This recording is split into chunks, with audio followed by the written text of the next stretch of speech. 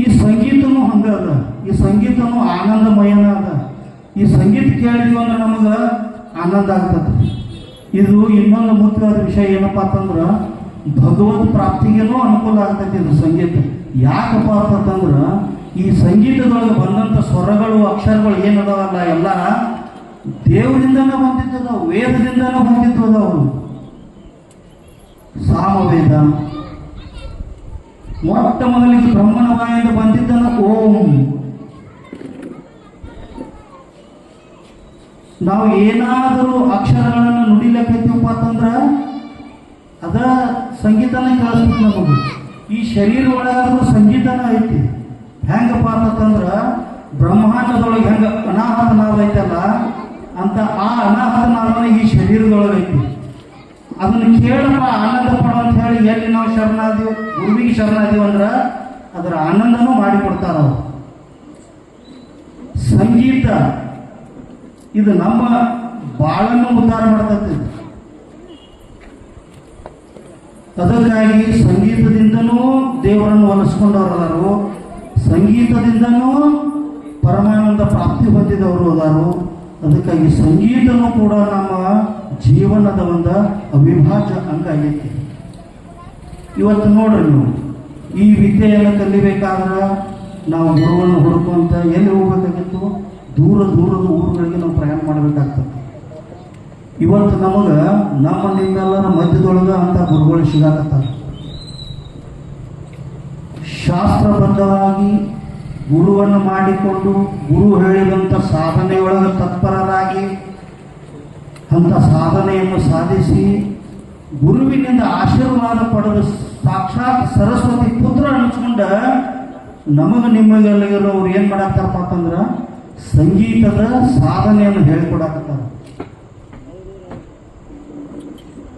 ಅದಕ್ಕಾಗಿ ಅಂಥ ಗುರುವಿನ ನಾವು ಸೇವಾ ಮಾಡಿದೀವಪ್ಪ ಅಂತಂದ್ರೆ, ಗುರುವಿನ ಸಂಘದೊಳಗೆ ಇದ್ದೀವತ್ತಂದ್ರೆ ನಮಗೆ ನಾವು ಸದಾ ಕಾಲ ಆನಂದದಿಂದನೇ ಇರ್ತೀವಿ.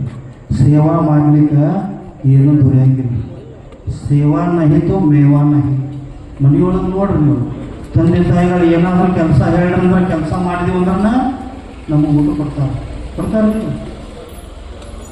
ಹಂಗೆ ಗುರುವಿನಂತೆಯೇ ಅನ್ಯಥಾ ನಮಗೆ ಲೌಕಿಕಕ್ಕೆ ಏನು ಬೇಕಾಗೈತಲ್ಲ ಅದನ್ನು ನಾವು ಬೇಡಲಾರದ ನಮ್ಮ ಸ್ವರೂಪ ಏನೈತಿ, ನಾವು ಏನಾಗಬೇಕು, ನಮಗೆ ಎದರಿಂದ ಆನಂದ ಸಿಗತೈತೆ ಅನ್ನೋದು ನಾವು ಗುರುವಿಗೆ ಹೋಗಿ ಬೇಡ್ಕೊಂಡು ಕೇಳಿದೀವಪ್ಪ ಅಂತಂದ್ರೆ, ಶರಣಾದೀವಿ ಅಂದ್ರೆ ಗುರುನು ನಮ್ಮನ್ನು ತನ್ನಂತೆಯೇ ಮಾಡ್ಕೊಂಡು ಬಿಡ್ತಾನೆ. ನಾವು ಅಂಥ ಶಕ್ತಿ ಗುರುವಿನಲ್ಲಿ ಐತಿ. ಅದೇ ರೀತಿಯಾಗಿ ನಮ್ಮ ಭಾವರಾಜ್ ಸರ್ ಈ ಸಂಗೀತ ಕಲಿತ ನಮ್ಮ ಭಾಗಕ್ಕೆ ಬಂದಾಗ ಭಾಳ ಕಷ್ಟ ಇತ್ತು. ಯಾಕಪ್ಪ ಅಂತಂದ್ರೆ ಯಾರೂ ಗುರುತಿಸ್ಲಿಕ್ಕಿಲ್ಲ, ಅವ್ರನ್ನ ಗುರುತಿಸ್ಲಿಲ್ಲ. ದೌಡ ಹೆಂಗೆ ಏನೋ ಇಲ್ಲಿ ಯಾರ ಕಡೆನೋ ಅವ್ರು ಕಲ್ತಿಲ್ಲ, ದೂರ ಎಲ್ಲೇ ಹೋಗಿ ಕಲಿತು ಬಂದಾರೋ, ಹೆಂಗೆ ಹೇಳ್ತಾರೋ ಏನೋ ಸಂಶಯ ಮೂಡ್ತಿದ್ರು. ಇವತ್ತು ನಮಗೆ ಆ ಸಂಶಯ ನಿವಾರಣೆ ಆಗೈತಿ. ಹೆಂಗಪ್ಪ ಅಂತಂದ್ರೆ ಈ ಗೋಟೆ ಗ್ರಾಮದೊಳಗೆ ಏನು ನೀವೆಲ್ಲರೂ ಕೂಡಿಕೊಂಡು ಈ ಸೋಮುವನ್ನು ಈ ಯುವಕ ಮುಂದಾಳಕ್ಕೂ ವಹಿಸಿ ಗುರು ಹಿರಿಯರ ಮಾರ್ಗದರ್ಶನ ತಗೊಂಡು ಗುರುವಿನ ಸ್ಮರಣೆಯನ್ನು ನಮ್ಮ ಊರೊಳಗೆ ಮಾಡೋಣ ಅಂತ ಏನು ಆಚರಣೆ ಮಾಡಾಕತ್ತಾರಲ್ಲ, ಅದ ಉತ್ತರ.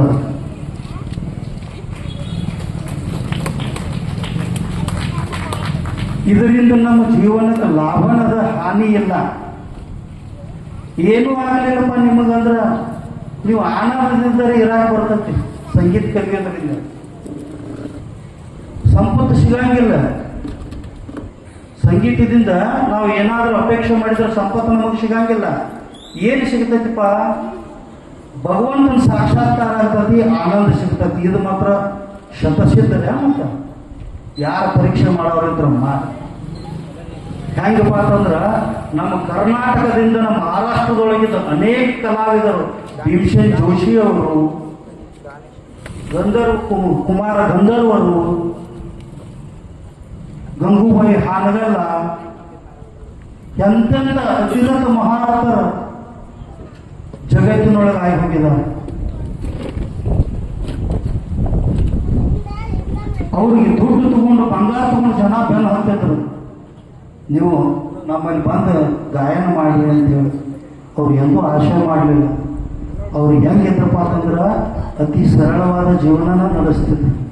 ಅವ್ರು ನೋಡ್ರೆ ಒಮ್ಮೊಮ್ಮೆ ಅನ್ನಿಸ್ತಿತ್ತು, ಇವರ ಗಂಧರ್ವರು, ಇವರ ಲಕ್ಷ್ಮೀ, ಇವರೇ ಭೀಮಸೇನ್ ಜೋಶಿ ಅವರ ಅಂತ ಸಂಶಯ ಬರ್ತದೆ. ಅಷ್ಟು ಸರಳವಾಗಿರ್ತಿದ್ರು ಅವರು. ಸಂಗೀತ ನಮ್ಮನ್ನು ಅತ್ಯುನ್ನತ ಸ್ಥಿತಿ ಕರ್ಕೊಂಡು ಹೋಗ್ತದೆ. ಅದು ನಮ್ಮನ್ನು ಸರಳ ಜೀವನದಲ್ಲಿ ಜೀವನವನ್ನು ಕಲಿಸ್ತದೆ.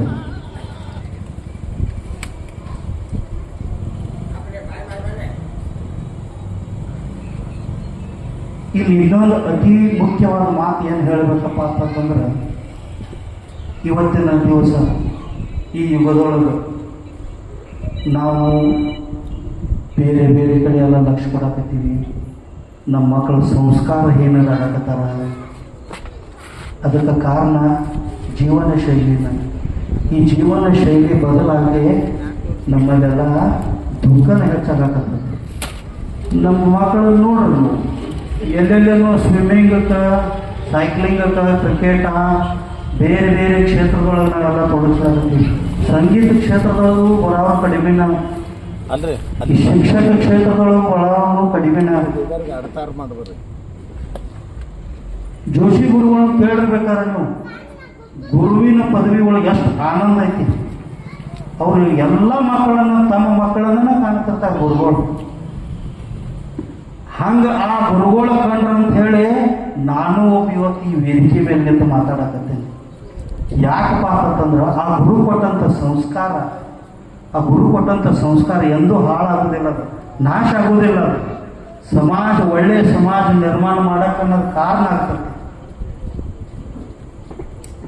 ಹಂಗ ನಾವು ನೀವೆಲ್ಲ ಇವತ್ತು ಏನು ಮಾಡ್ಬೇಕಾಗೈತಪ್ಪ ಅಂತಂದ್ರೆ, ಇವತ್ತು ಒಂದೇ ದಿನ ಹುಣ್ಣಿಮೆ ಐತಿ, ಇದು ಗುರು ಪೌರ್ಣಿಮಾ ಐತಿ, ಆಯ್ತಪ್ಪ ಇವತ್ತು ಕಾರ್ಯಕ್ರಮ ಮಾಡಿ ಮುಗಿಸಿ ಹೋಗಿಬಿಡೋದಿಲ್ಲ. ಇದು ನಮ್ಮ ದೈನಂದಿನ ಕ್ರಿಯೆ ಆಗಬೇಕು. ಗುರು ಸ್ಮರಣೆ, ಅದ್ಭುತ ಗ್ರಂಥಗಳು, ಅವು ಗ್ರಂಥಗಳ ಪಾರಾಯಣ, ಈ ಮೊಬೈಲ್ದಿಂದ ಸ್ವಲ್ಪ ಮಕ್ಕಳನ್ನು ದೂರ ಇಡಬೇಕು. ಸದಾ ಯಾವುದಾದ್ರೂ ಚಟುವಟಿಕೆಗಳನ್ನು ಮಕ್ಕಳನ್ನ ತೋರಿಸ್ಬೇಕು. ಈಗ ನೋಡ್ರಿ, ನಾ ಎಲ್ಲ ಹಿರಿಯರ ಮಾರ್ಗದರ್ಶನ ತಗೊಂಡ ಒಬ್ಬ ಯುವಕ ಓಡಾಡಿದಂತ ಹೇಳಿ ಇಷ್ಟು ದೊಡ್ಡ ಕಾರ್ಯಕ್ರಮ ಆಗಕತ್ತೈತಿ ಇವತ್ತು. ಹಂಗ ನಮ್ಮ ಮಕ್ಕಳನ್ನ ಸಮಾಜಕ್ಕೆ ಏನಾದರೂ ಒಳ್ಳೆಯ ದೃಷ್ಟಿಕೋನ ಇಟ್ಕೊಂಡು ಸಮಾಜಕ್ಕೆ ಒಳ್ಳೆಯದಾಗಲಿ, ನಮಗೂ ಹಿತ ಆಗಲಿಪ್ಪ, ಪ್ರತಿಯೊಂದು ಜೀವಿಗಳು ಸುಖವಾಗಿ ಬಾಳಲಿ ಅಂತ ತಿಳಿದು ನಾವು ಏನಾದರೂ ಸಂಕಲ್ಪ ಮಾಡಿ ನಮ್ಮ ಮಕ್ಕಳಿಗೆ ಸಂಸ್ಕಾರ ಕೊಟ್ಟರೆ ಅದು ನಾಶ ಆಗಿ ಹೋಗುವುದಿಲ್ಲ. ಒಳ್ಳೆಯ ರೀತಿ ಒಳಗೆ ಅದು ಮುಂದೆ ಒಂದು ದಿನ ಕೆಲಸ ಮಾಡ್ತತಿ. ಅದನ್ನು ಫಲ ನಾವು ಕಾಣದೇ ಇದ್ರೂ ಇರ್ತಕ್ಕಂಥವ್ರು, ಆ ಕಾಲಮಾನದೊಳಗೆ ಇರ್ತಕ್ಕಂಥವ್ರು ಅದನ್ನೆಲ್ಲ ಕಾಣ್ತಾರೆ. ಅದರಿಂದ ಒಳ್ಳೆಯದಾಗ್ತತಿ, ನಮ್ಮ ಜೀವನನೂ ಸುಧಾರಿಸ್ತತಿ. ಅದಕ್ಕಾಗಿ ನಾವು ನೀವೆಲ್ಲ ಏನು ಮಾಡಬೇಕಾಗೈತಪ್ಪ ಅಂತಂದ್ರೆ, ಸದಾ ಗುರುವಿನ ಸ್ಮರಣೆಯನ್ನು ಮಾಡೋಣ. ಇದು ಒಂದು ದಿನಕ್ಕೆ ಮುಗಿಸಲಾರ್ದನ ಪ್ರತಿನಿತ್ಯದಲ್ಲಿ ನಾವು ನೀವೆಲ್ಲ ಈ ಗುರುವಿನ ಸ್ಮರಣೆಯಲ್ಲಿ ತೊಡಗೋಣ ಅಂತ ಹೇಳ್ತಾ ಈ ನನ್ನ 4 ವಾಕ್ಪುಷ್ಪಗಳನ್ನು ಸಮರ್ಥರ ಪಾದಕ್ಕೆ ಅರ್ಪಿಸಿ ನನ್ನ ಮಾತಿಗೆ ವಿರಾಮ ಕೊಡ್ತೀನಿ. ಓಂ ತಾತ್ಸ.